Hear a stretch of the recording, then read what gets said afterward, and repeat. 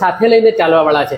પણ હમણાં મેં જોયું કે એમને એક સમાજ વિશે મુદ્દો ઉઠાવ્યો અને સમાજના કલાકારો અને અન્ય સમાજના કલાકારો, તો એના વિશે શું કહેશો?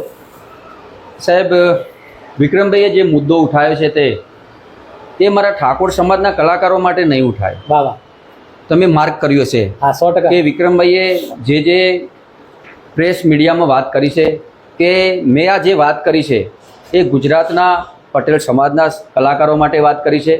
સાહેબ, ચૌધરી સમાજના કલાકાર માટે વાત કરી છે. દેવી પૂજકના સમાજના સિંગર માટે વાત કરી છે. રાવળ સમાજ હોય તો એના માટે વાત કરી છે. વિક્રમભાઈએ ખૂબ મોટી મહાનતા અને ખૂબ મોટી વાત કરી છે કે સાહેબ, ગુજરાત વિધાનસભાની અંદર જો ડાયરાના ઘણા બધા એવા બેતાજ બાદશાહો આપણે કહીએ છીએ અને અભિનંદન છે. સરકારને પણ હું અભિનંદન આપું છું, સાથે સાથે તમામ કલાકારોને પણ અભિનંદન આપું છું કે એમનું સન્માન કરવું જોઈએ.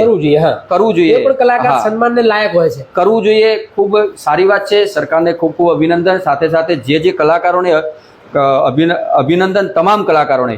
પણ વિક્રમભાઈનો મુદ્દો એક હતો કે સાહેબ, જ્યારે તમે આ કલાકારોને બોલાવો છો, બરાબર, તો ગુજરાતમાંથી ખાલી સાહેબ દરેક સમાજમાંથી એક કલાકારને બોલાવ્યો જ ને તો સાહેબ ગર્વની વાત હતી.